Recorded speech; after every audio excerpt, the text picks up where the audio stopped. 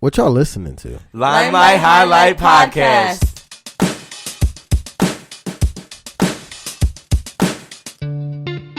Welcome back to the show, your positive podcast, safe space, and great place for a positive outlook on life. Here we are again, another week into the quarantine, and by now everybody should be getting used to all the guidelines and social distancing and staying home, wearing your mask when you go out and whatnot. But as with everything, people can't handle just being at home or dealing with this temporary shutdown and decide they want to protest and go out then complain when they actually catch the coronavirus, because that's literally what's going on right now in America. What a backwards world we live in. But if you're tired of people's nonsense, not to worry, you've come to the right place. Those who have chosen to serve their community are doing that safely, and there's no better example than The Block is Back. Every Saturday during the shutdown, they hand out meals for all those in need. And time again, they've just proven that they are willing to do the necessary work to serve the fine people of Philadelphia safely and efficiently. Some things people don't understand is that while this lockdown is in effect, many nonprofits haven't really been able to do fundraising or continue a lot of their work due to the recent social distancing guidelines and whatnot. But I commend The Block is Back because despite all the restrictions, they've adapted and still found a way to help. And shout out to all the people who continuously contribute through donations that help The Block is Back continue to provide these food resources that they've put together every Saturday at The Block is Back headquarters. Because without you, they could only do so much. If you want to see where your donations are going to and how hard the work that they're doing and an amazing organization that this organization is, be sure to follow The Block is Back on Instagram and Facebook. I'll have the links in the show notes for easy access and see how you can donate today. Now, today's episode is all about sustainability, specifically architecture, and how these two innovative artists, I'll call them artists because that's what they are, and how they've used material that happen to be in landfills and basically trash, and they've built these amazing houses. But before we dive too deep into the topic, let's talk about today's unrelated fun fact. This week's unrelated fun fact is about the moon. Did you know the moon is a perfect distance between the Earth and the sun? Besides Mercury and Venus, all of the planets in our solar system actually have moons. Earth and Pluto are the only ones that have one moon, while Mars has two and the rest have several.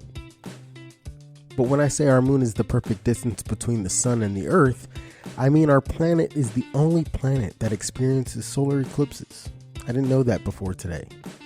A solar eclipse happens when the moon comes between the sun and the Earth and it blocks out the sun's rays. So it gets dark for however long it lasts. I thought it was interesting that out of all the planets with moons on them, our planet is the only one that happens to have that anomaly happen. Another bonus fact is that not many people know this, is that the moon moves further and further away from the Earth every year, meaning that eventually we won't be able to actually have solar eclipses anymore in the future. So if you're into this and into stars and space and didn't know that, I hope you found this information useful. And everyone else, ask around and see how many people actually know this. I thought it was a really interesting fact, and I hope it helps you with future conversations. As always, you're welcome. Let's get on with the show.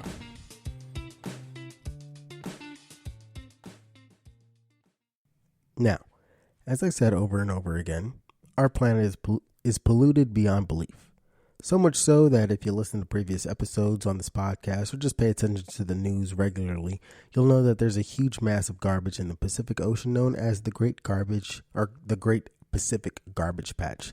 That is big enough to fit 2 Texas-sized states into it, which is pretty disgusting. But we've covered the ocean cleanup before, which happens to be an amazing organization that just recently successfully retrieved its first roundup of garbage from the Great Pacific Garbage Patch.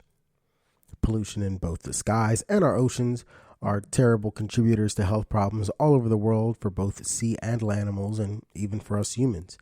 And since we're in quarantine, watching TV can get pretty boring, especially if you're not in the mood to watch anything on the multiple streaming platforms.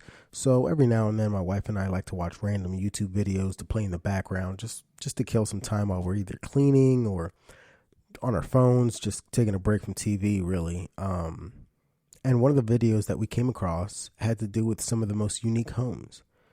And on that list, which basically brought me to talk about this story, there's a company called Commotion. And Dan Phillips is an American designer and builder from Texas, and he's also the founder of Commotion, which was established in 1997. Commotion is a local building initiative created to prove that constructing homes with recycled and salvaged materials has a viable place in the building industry. Now, the process only uses apprentice labor and teaches marketable skills to anyone with a work ethic who's willing to swing a hammer. And by keeping labor costs low and using donated or found materials, the homes that are created are truly affordable. No two homes are alike, and due to the myriad of materials used, there is an artistic element that makes Commotion's homes unique. That's why I call them artists. They target single parents, artists, and families with low incomes. They require the homeowner to be involved with the planning and construction of his or her own home, and the result is a person who's empowered not only by the useful knowledge of building skills, but by the opportunity to become part of the community as a vested participant. Now, the reason I wanted to share this story is there's a lot of problems that this thing covers. Now, some of the problems in the world that need to be addressed is, what I love about this company is that they're truly tackling a few of them at a time. And with this initiative, in the beginning of the story, we talked about pollution, both on land and sea and the air. But this company is aiding with one of those problems, which is the reduction of the mass amount of landfills that we have accumulating. Our problem is not that we have too much trash, it's that we don't know what to do with it. So we fill up these landfills, which causes a bunch of problems further on down the line. So we don't know what to do with it pretty much. We can't recycle all of it that fast. I mean, we've gone over this over and over again, but it's estimated that around 10% of the average landfill waste consist of usable building materials. Now, many of these materials often go to waste because one of the materials are in the landfill. They become unworthy to use in mostly anything, creating a liability problem. Everybody wants to sue nowadays for anything. And I mean, for the most part, I understand, but this company has found different strategies to get around the legal jargon and effectively salvage some good material. Another topic we covered before is the mass amounts of homelessness in this country. And another thing that they addressed, everyone should have shelter over their heads and a place to sleep. Unfortunately, the capitalistic nature of our country has made it rather difficult to be able to afford a house. Many times the options that people have are, low income families are just to rent from kind of slumlords or terrible apartment buildings or complexes, public housing, which is like the projects, if you know what the project buildings are, or they know somebody who knows somebody and they can live in a decent home, which is somewhat sheer luck. But on top of that, buying a home is damn near impossible because they don't have the money for a down payment, or their credit history is terrible and they can't get approved for a loan. And when they do, the APR is too high that they can't afford the mortgage. So it's a bunch of problems. But the Commotion is one of the few in the private sector that's trying to help change lives for the better, especially in the low income communities. Another problem that this amazing company is hitting hard is helping those in the labor force. Nowadays, companies want you to have an education with more experience than you can actually accrue in the short time that you're certified, or even have, the ability to get the experience, making it extremely difficult to find work. The old joke, you have a degree, but I need you to have 20 years of experience and you're only 22. But the good thing about this company is all the workers that this company hires They're hired as unskilled laborers at minimum wage, which isn't the greatest thing, but the fact that they're able to, get the experience. So basically, since one minimum wage crew does all the construction, the workers accumulate all the marketable skills needed to work and gain the experience to have with the competitive industry of construction. So they can actually go into these places and kind of confidently say, hey, look, I helped build a building. And they have all the necessary skills and they can back it up with legitimate proof. And although the Phoenix Commotion company is a for-profit enterprise, they actually partner with a certified nonprofit in Houston called Living Paradigm. And the president of Living Paradigm happens to be a lead AP architect, which would explain why these buildings look so cool. And after being inspired by the work of Dan Phillips, who is the founder, once again, if you guys forgot about that, she has worked since 2008 in contributing to a reuse materials addendum to the city of Houston building codes. So it's basically, once again, we're going back into that legal jargon to say what's legal that they can use and what's not. And Living Paradigm also targets the underserved and covers both Walker and Harris counties in Texas in its mission statement. In Huntsville, Phoenix Commotion has developed a relationship of trust with city building officials that has resulted in the creation of 12 structurally sound homes, but they obviously plan to do a lot more.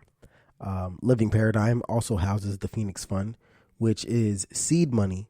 It's a seed money account that goes directly into the homesteaders to start building their homes by serving as an interim financing for land, building permits, construction materials that must be purchased new, like lumber, plumbing, and electrical supplies, stuff of that nature. And once the housing is complete, the homeowner secures a mortgage, and this money is returned to the fund for another homesteader to use and to start building. So they're really putting the money back into the community, helping those people really be able to afford and be able to have a roof over their heads. The company is really working for the underserved and low-income families and people who, that truly need places to live while still giving the opportunity for others to gain experience and to try to help change the cycle of poverty that many families go through that we see today in the United States that isn't being addressed. So shout out to them.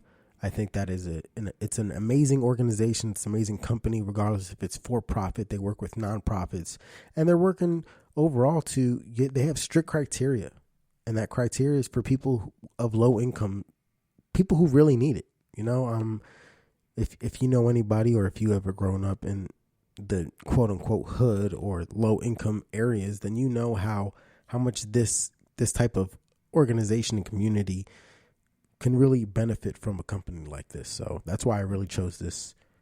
That's one of the many reasons I chose this story to talk about today. Now, our last story, I'm only going to share two today because it's all about sustainability, is somewhat related but not as involved in a community. Now, this story is about a British-born artist. Once again, we got another artist here that has created a floating island made of over 100,000 empty plastic bottles. His name is Rishi Sawa, and the island is called Joyxie Island. It's a weird name. It's spelled weird, but whatever. The fact of the matter is it rests in Isla Mujeres Bay in Cancun, Mexico, and the island has a house with 2 bedrooms, kitchen, a bathroom, and there's also a dry compost ecological toilet.